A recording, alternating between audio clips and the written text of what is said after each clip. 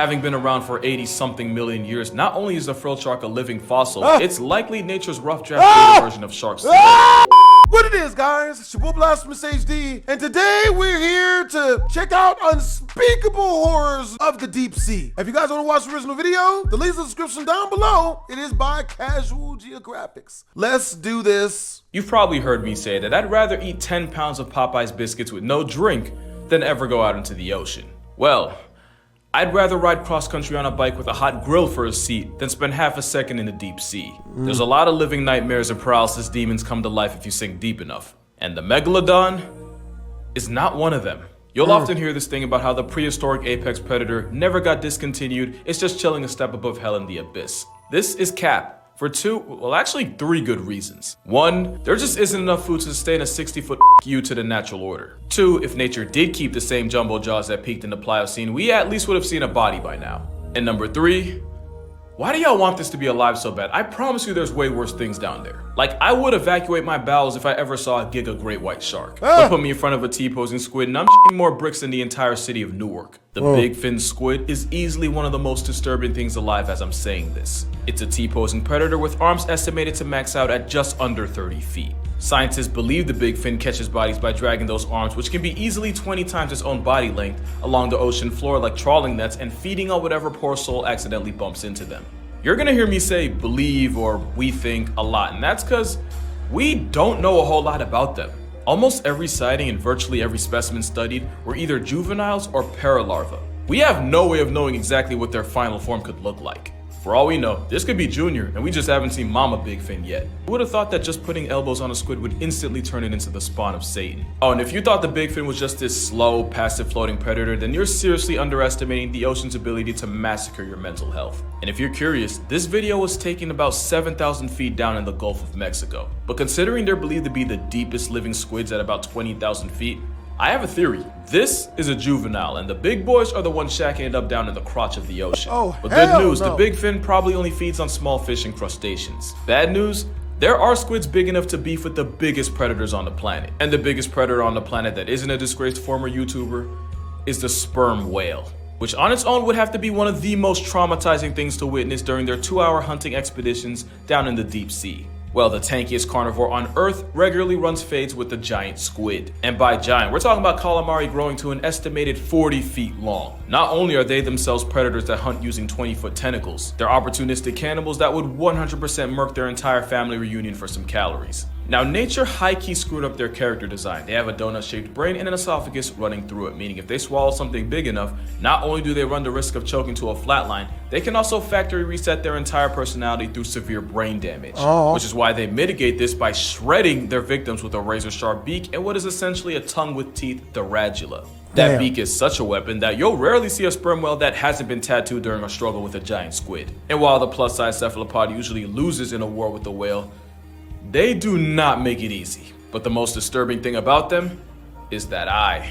Giant squids have the most physically imposing eye in nature, with it being roughly the size of a soccer ball. The eyeball of a giant squid is what activated my aquaphobia when I was about 6 years old in a hotel room. I was watching National Geographic or Discovery Channel. It was a show about giant squids. I was home alone. I was jumping on the bed and I was watching the special on squids.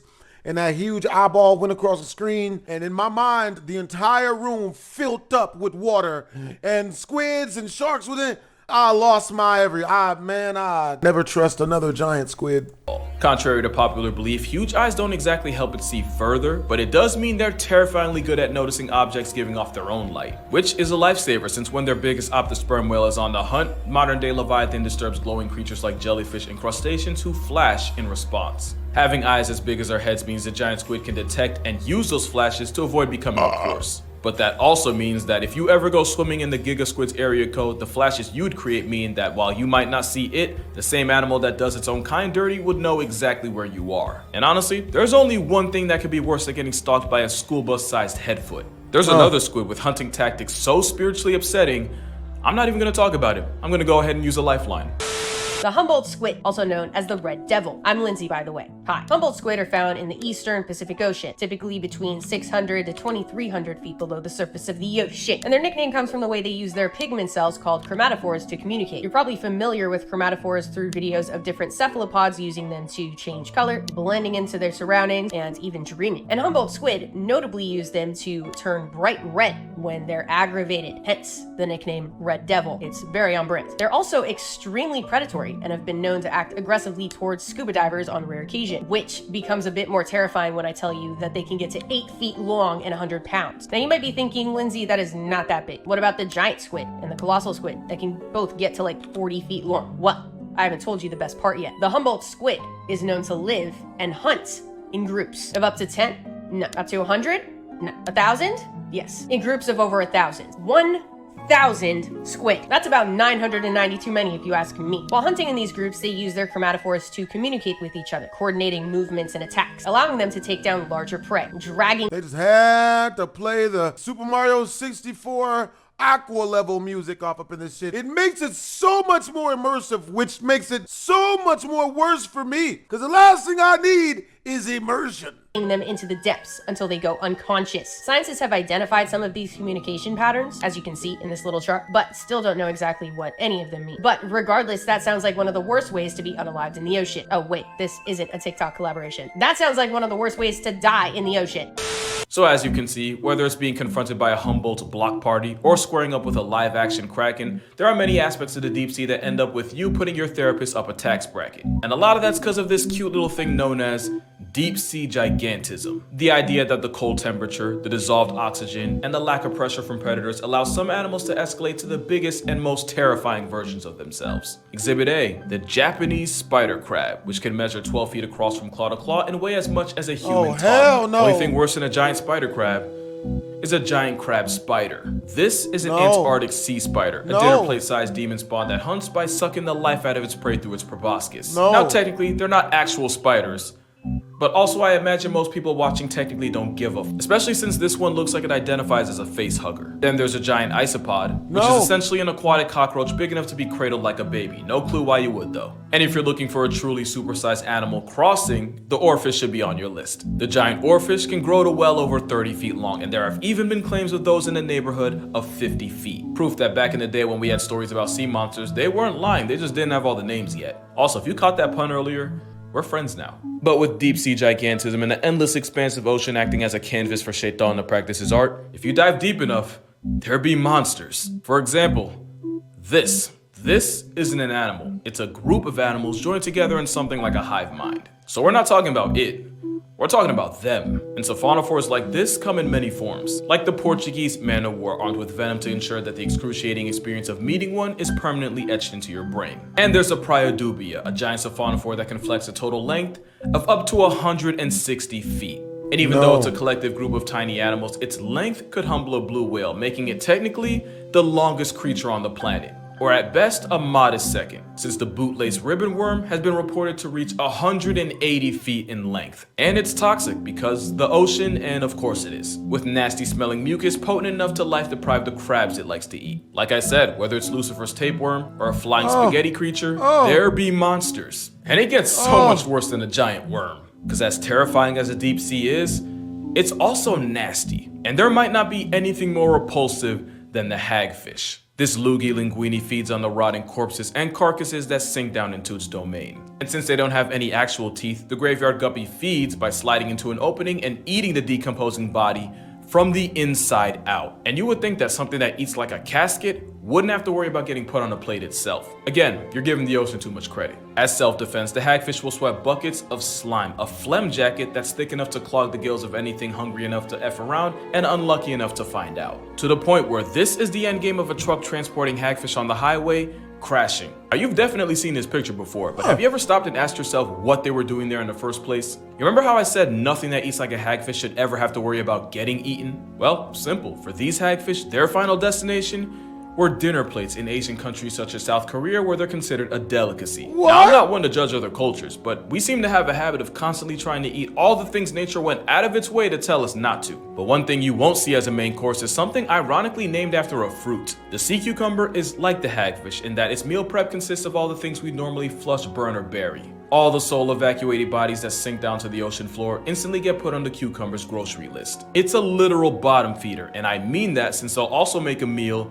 out of feces. But like with vultures, if Thanos had beef with sea cucumbers, the world would become an infinitely more disgusting place. That's not the only way sea cucumbers contribute to society. They're also often used as a protective bunker for fish and, well, let's just say they break in through the back door. Oh yeah, It's a violation of the highest natural order.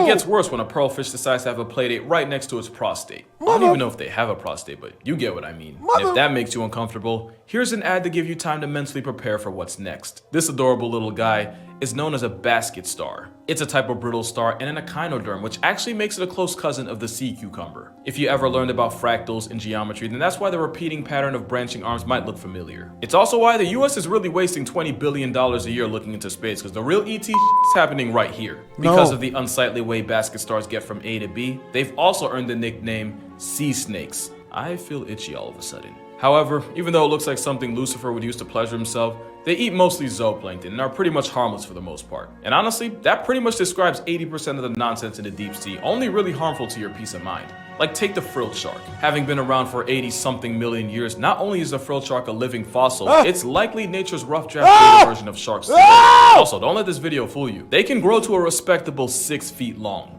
Also, they can be pregnant for 3.5 years, which honestly makes about as much sense as everything else down there. And in terms of your mental health, the frilled shark is pretty harmless until you look them in the mouth. The devil's fleshlight has hundreds of needle-like teeth to ensure that anything that gets caught in there doesn't get a second chance to pursue happiness. And for a shark that's been around long enough to have attended Saturn's wedding, I don't know why, but every picture of them looks like they're struggling with their own existence. Like I said though, they're not a threat to humans. But like I also said, therapy ain't cheap, so if you don't want to end up on a couch, don't look a frilled shark in the mouth. But yeah, you'd be surprised at just how many types of sharks you'll find in the same neighborhood SpongeBob got stranded in that one time. You have 20-foot sleeper sharks that are somehow able to use stealth to just spawn and inhale sustenance like a water Kirby. Speaking of sleepers, in 2015, a Pacific sleeper was recorded in the Solomons Island.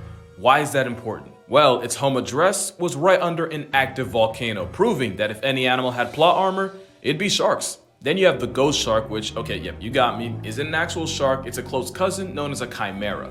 The ghost part though, that's on brand. They kind of remind me of the dry bones fish from Mario. The ghost Nada shark doesn't even have the teeth you'd expect it to have, but instead they have plates that they use to grind up food. But since nature's constantly overcompensating, chimeras do have venomous spines that are harmful to more than just your mental well-being. But by far the weirdest thing about them, chimeras have a tenaculum on their forehead. A tenaculum is a reproductive organ, meaning this fish has on his forehead. Venom and that aside, this fish fresh out of Tim Burton's Wet Dream is actually pretty cool looking. And I'm just gonna say it, I think they're cute, and I'm perfectly fine with standing on that hill alone. However, I don't think you'll find a single soul on this next shark's hill. Feast your eyes on the goblin shark, a demon dog-looking fish with a mouth that snaps like nobody's business. They're rarely seen, but are known to live in oceans all around the world, at depths of up to 4,200 feet below the surface of the ocean, and are estimated to get to 18 feet long, which is really big for a deep-sea shark. You might have seen videos online of their jaws just fully ejecting from their brain case in a process called slingshot feeding. It's kind of what they're known for. Their upper and lower jaws lunge forward, away from the skull, engulfing their prey. I know it probably seems ridiculous and almost alien, but it's actually not uncommon. Most fishes have jaws that aren't entirely attached. One might argue that the goblin shark is the most extreme example of this look, until you see a video of the sling jaw wrasse, who use suction feeding to snatch up their prey. They look like they have a trombone stuck in their mouth. Goblin sharks have a particularly long snout, and it's not for nothing. They have sensory structures, pores all over it, that help them locate their prey, like squid,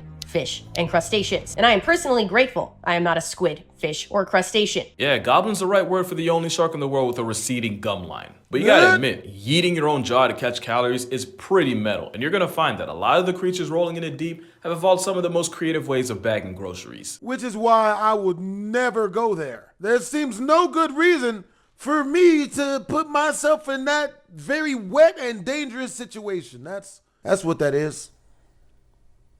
Probably the most popular is the fish that nearly turned Nemo into an orphan. The anglerfish has two defining personality traits, and one of them is that fishing lure hanging right in front of those life-canceling jaws. That light actually comes from bioluminescent bacteria shacking up inside a modified fin. So when a bite-sized light work swims up to the light thinking it just cops some easy protein, the angler ensures that some fish out there never sees its father again. The other thing anglerfish got clout for is their mating habits. I'm not gonna get into it, just know that if your marriage looks anything like theirs, you're gonna need both a divorce and a restraining order. And you know, Yeah, most marriages do. intensive therapy on top of that, extra-freaking-viciously. Nemo's paralysis demon isn't the only deep-sea creature to weaponize light. This distinguished gentleman is known as the stoplight loosejaw, and its defining trait is that it uses a red light to hunt, which turns out to be a massive cheat code, since the longer the wavelength of a color, the less energy that wavelength has, and the faster it gets absorbed by water. And since the color red has the longest wavelength out of all of them, it's the first one to get absorbed. This is why red light can't reach the deep sea, and the animals living in the abyss that are red actually appear black, which makes it easier for them to hide from predatory smoke. But with the stoplight using red as a searchlight, it's pretty much cracked at this version of hide and seek. Not to mention, since most of the life down there can't even see red, it's able to catch bodies while also not giving up its location to predators or the prey it packs up. This fish really evolved a whole wall hack and a real-life invisibility cloak. Tell me that ain't crazy. And that freakish overbite ensures that once prey is found, it's lost. Forever. But why hunt prey when you could just sit and wait for it to come to you?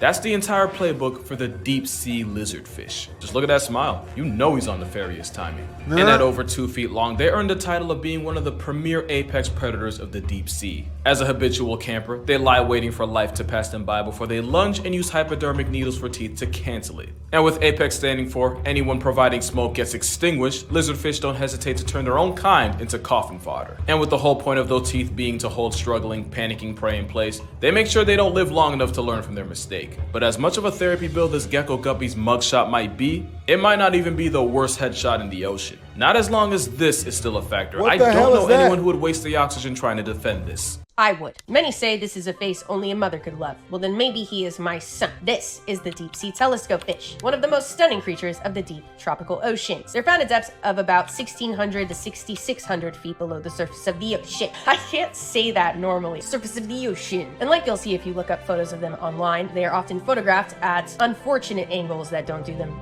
any justice. They orient themselves upwards, hanging out vertically in the water column, as they use their specially adapted eyes to hunt for the silhouettes of their prey. There are two species of telescope fish, Gigantism indica and Gigantism chuni. Don't be fooled by their genus name, which makes them sound like they're gigantic. That is not the case at all. Indica only gets to about 8 inches long and chuni a measly 6. They are just little guys. Gigantism actually translates to big tail, specifically. They are about half tail. But if they happen to latch onto a snack that's a bit bigger than their own size, that's no problem at all. They underwent a series of skeletal reductions that allow for more room to just fold it in half. That's right. They are expert folders. In 1925, scientists found a 5.5-inch long viper fish inside the stomach of a 3-inch long telescope fish. They described it as neatly folded, an incredible quality possessed by the lovely telescope fish. Yeah, I'm sure if we gave it blistex and a hair that shit looked like something out of Five Nights at Freddy's Underwater Edition. Damn that. line restoration surgery, he'd be cute, but that's just me. That being said, there's a lot of pretty dope things just chilling in the deep. Take the barrel-eyed fish, the fish with a transparent head that means it can spot ops or prey directly above it,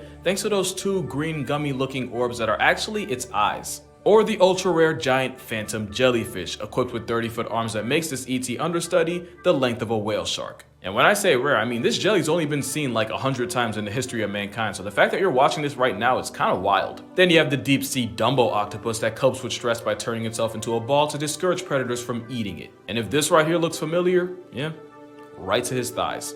The vampire squid does the inverse, as they'll turn themselves inside out and into their own personal panic room whenever they're pressed by a possible predator. And how about a sea pig for you? Take everything I said about sea cucumbers and forget it for a second, because honestly, they're just really cute in a way I can't fully explain. But it's not hard to see what makes this squid instant serotonin. Rosia pacifica, or the stubby squid, is actually more like a cuttlefish. It's also a cuddly fish, and it's nature's apology letter for the sheer trauma it saturated the ocean with. It's actually real, and those arts and crafts looking eyes help it catch prey on a nocturnal schedule. It's also important as an environmental indicator, since scientists will often study their responses to changes in water pH and use that to determine how polluted the water is around them, which you would think would earn this anime octopus the respect of the scientific community. Well, you'd be wrong. There's a video where some science scientists found one, and let me just say, not even Hiroshima got roasted that hard. But that's gonna do it for this video. Make sure you go ahead and drink water, hug your moms, go subscribe to Lindsay's channel, link will be in the description.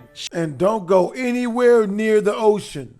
Never that. Shout out to Lindsay for being in this video, and I'ma see y'all in the next one.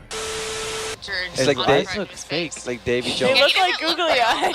They look like they painted them off. on. Yeah. It looks so fake.